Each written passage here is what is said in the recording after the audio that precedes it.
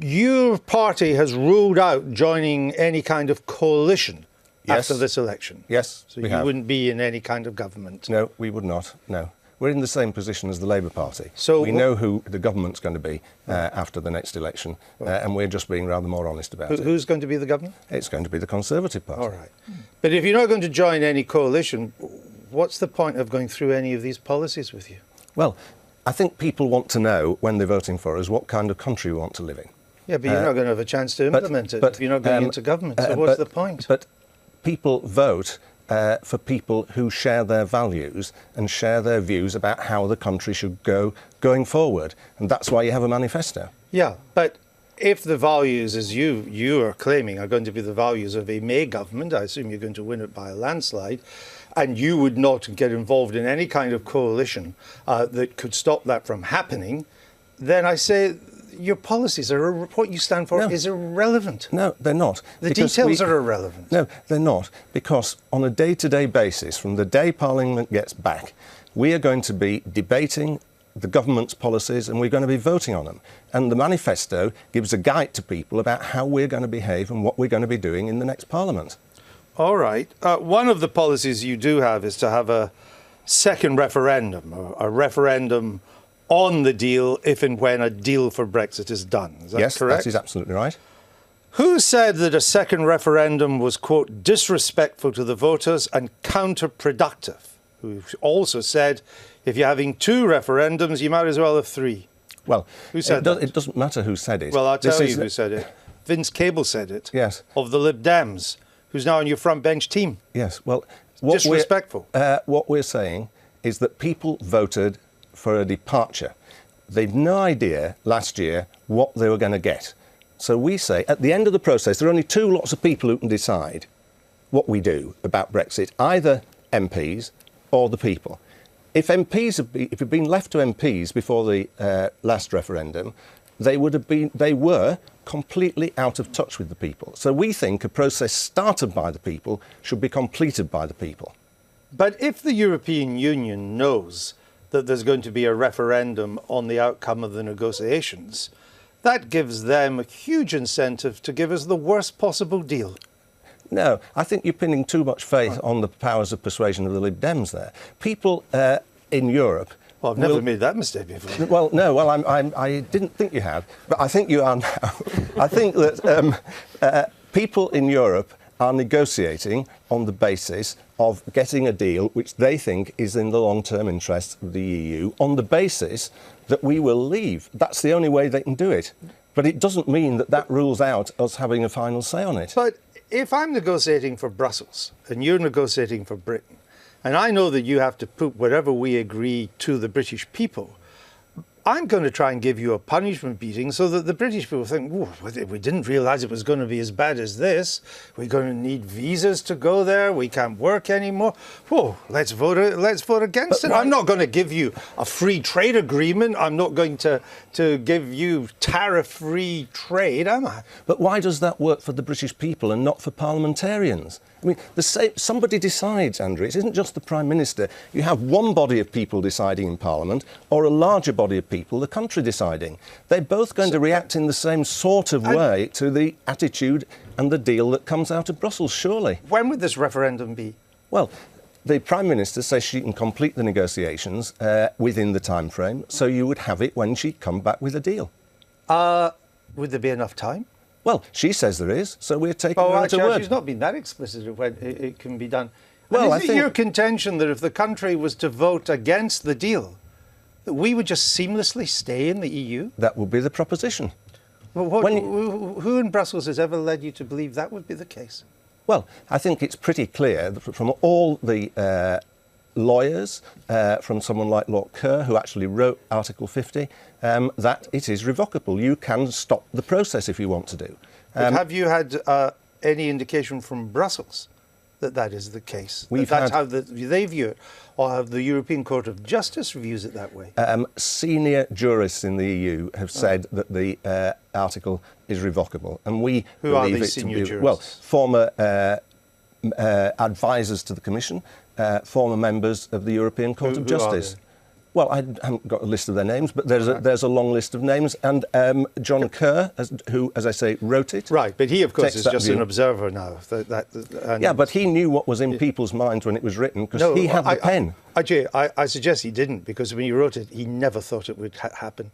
He wrote it as an entirely academic exercise. Well, he's not a sort of flippant sort of chap. Oh, I wouldn't say that. He just didn't think it would happen. You didn't think it would happen. Well, nobody thought it was going to happen, did they? Oh, no, some people did. I mean, a lot of people didn't. One of them was Nick Clegg. And I just want to run you this clip of what he said. This is just before the country gave its verdict on Brexit, and he was speaking at the Oxford Union. He was debating with Nigel Farage. It was back in December 2015, before we got to the referendum. Sure. But what would happen if we had one? This is Mr. Clegg. There will be some voices, and I hope it won't be Nigel or Sir William, because I think this is a fate that shouldn't befall them. They're decent characters. There will be some people. There will be some people who, like those Japanese soldiers who continued fighting the last war because no one had told them it had ended in some Pacific island, who will carry on arguing and arguing and arguing. The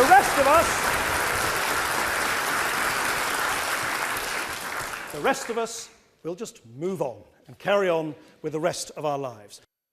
Now, that was Mr. Clegg talking about the die-hard leavers that wouldn't accept the result of the referendum. I put it to you that this country, having voted to leave, in your view, is about to elect a government with a landslide, with a mandate to push ahead with the Brexit negotiations.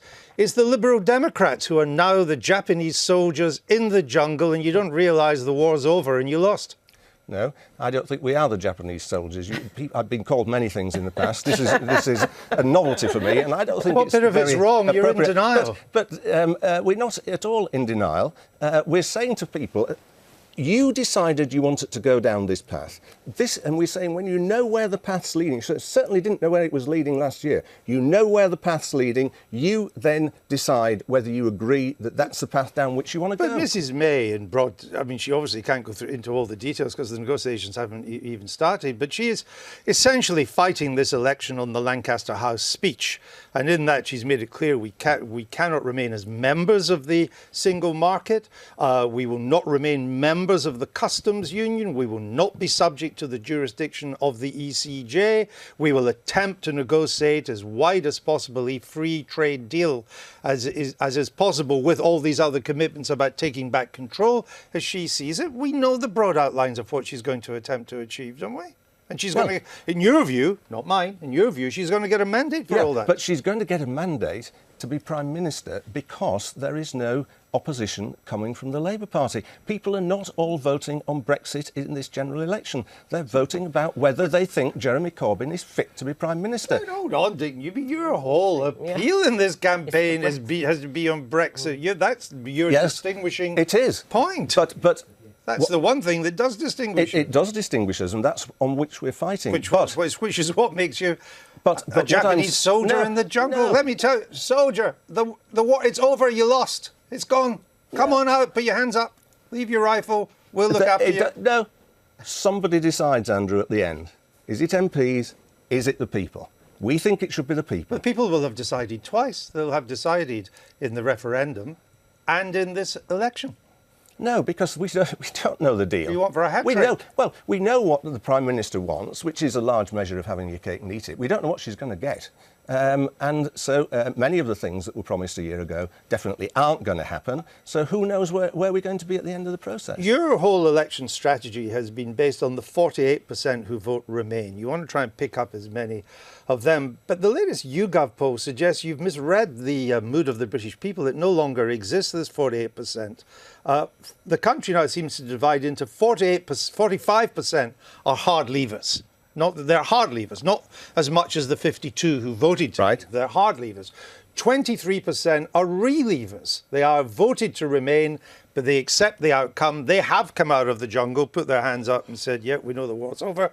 And only 22% are hard remainers, and you're struggling even to get them. The strategy is flawed. No. We fight elections on what we believe. We believe that the people should have a final say, but we're also fighting as Joe was explaining, but how do you fund the NHS on a sustainable basis? How do you stop schools having cuts per pupil of, in some cases, over 10%?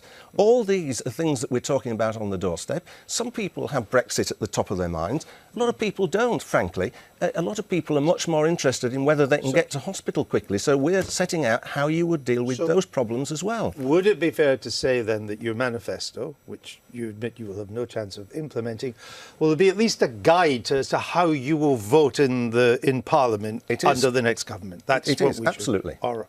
All right. What would be a good result for you? Oh, a good result would be a significant increase in votes and seats. What would significant be? Well, significant means substantial. And what does substantial mean? Well, it's roughly the same as significant. And to put a number on either of them, what would you think? Only a fool would do that. What's it like in the jungle? I'm enjoying it. Leave him alone. Remember, my former leader, Lord Ashdown, was a jungle warrior. He was indeed. Was he? Oh, yes. Was he in the jungle? Newbie, don't go down that line.